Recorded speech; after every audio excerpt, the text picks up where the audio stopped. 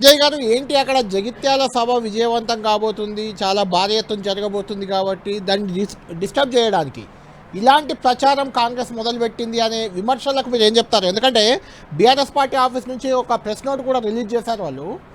హరీష్ రావు ఒక్కలే వెళ్ళట్లేదు ఢిల్లీ. హరీష్ రావుతో పాటు మాజీ ఎంపీ వినోద్ కుమార్, రాజ్యసభ సభ్యులు వద్దిరాజు రవిచంద్ర వెళ్తున్నారు. ఎల్లుండి కాళేశ్వరం కమిషన్ దానిపైన హైకోర్టు తీర్పు రాబోతుంది. ఆ తీర్పుకు సంబంధించి న్యాయవాదులతో చర్చకనైతే వాళ్ళు చెప్తున్నారు. అంటే ఇందులో ఎంతవరకు వాస్తవం ఉంది, ఇందులో వాస్తవం ఏం లేదంటారా? మీరు విద్యార్థి దశ నుండి మీరు జగిత్యాలు ఉన్నారు.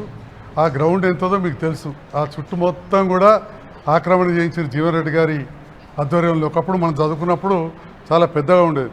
అందులో హార్డ్లీ 10 నుంచి 12,000 ఎక్కడ స్టాంపేడ్ అవుతుందో అని చెప్పి నేను కూడా చెప్తే నిన్న అర్ధాంతరంగా కొన్ని గోడలు తీసేసింది.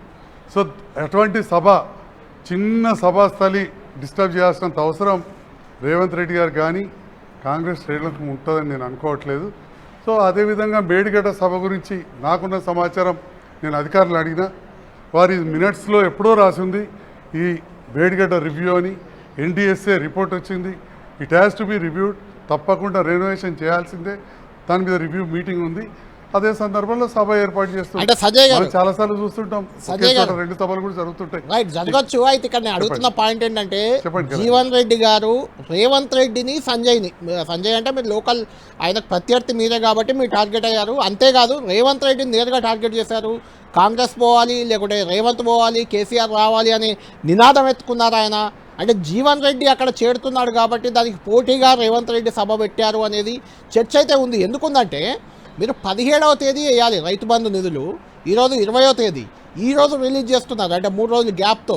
తర్వాత కేసీఆర్ సభ డిసైడ్ అయిన తర్వాతే రేవంత్ రెడ్డి ఇక్కడ సభను అనౌన్స్ చేశారు, అక్కడ సభ ఉంటుందని చెప్పారు. అంటే దానికి పోటీ సభ. కేటీఆర్ కూడా మీరు వినే ఉంటారు, మొన్న జగిత్యాల కేటీఆర్ వచ్చినప్పుడు చెప్పిన మాట, ఆ మీడియా స్పేస్ అనేది కొంత షేర్ చేసుకోవాలి కేసీఆర్తో పాటు అనే ఉద్దేశంతో ఈ ప్రోగ్రాం పెట్టుకున్నారనే కామెంట్కి ఏం చెప్తారు?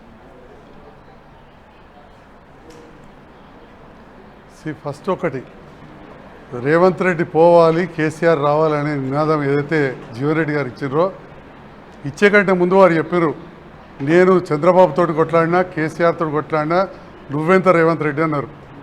వారు చంద్రబాబుతో కొట్లాడి తెలుగుదేశం నుంచి బయటకు వచ్చి చొక్కారావు గారి నేతృత్వంలో కాంగ్రెస్లో ఏరినా అని ఒక 2 నెలల క్రితం జగిత్యాలు చెప్పారు. ఆ చంద్రబాబుతో కొట్లాడితే చంద్రబాబు గారు 2 సార్లు ముఖ్యమంత్రి అయ్యారు. అదేవిధంగా కేసీఆర్ తోటి పోరాడింది మనందరికీ తెలుసు, వారు 2 సార్లు ముఖ్యమంత్రి అయ్యారు. ఇప్పుడు రేవంత్ రెడ్డి గారితో కొట్లాడుతూ అంటున్నారు కాబట్టి వచ్చేసారి రేవంత్ రెడ్డి ముఖ్యమంత్రి అవ్వడం ఖాయంగా భావిస్తుంది. అదొకటి. రెండవది, ఈ సభ గురించి, స్పేస్ గురించి ఒకేసారి ఉంటే ఆ ఇబ్బంది కేసీఆర్ గారికి ఎంత అవుతుందో ముఖ్యమంత్రి గారికి కూడా అంతే కదండి. ముఖ్యమంత్రి గారి మాట్లాడేది కూడా పూర్తి స్థాయిలో ప్రజలు రేవంత్ రెడ్డి గారు కూడా కోరుకుంటారు కదా. వారు ముందు ఫిక్స్ చేసినామని చెప్పి నాకు కొంత సమాచారం ఉంది అధికారులతో. అంటే రేవంత్ రెడ్డికి పోటీగా కేసీఆర్ సభ పెట్టారంటారా? అయితే నేను అలా ఏం అనుకోవట్లేదు, యాదృచ్ఛికంగా జరుగుతుంది.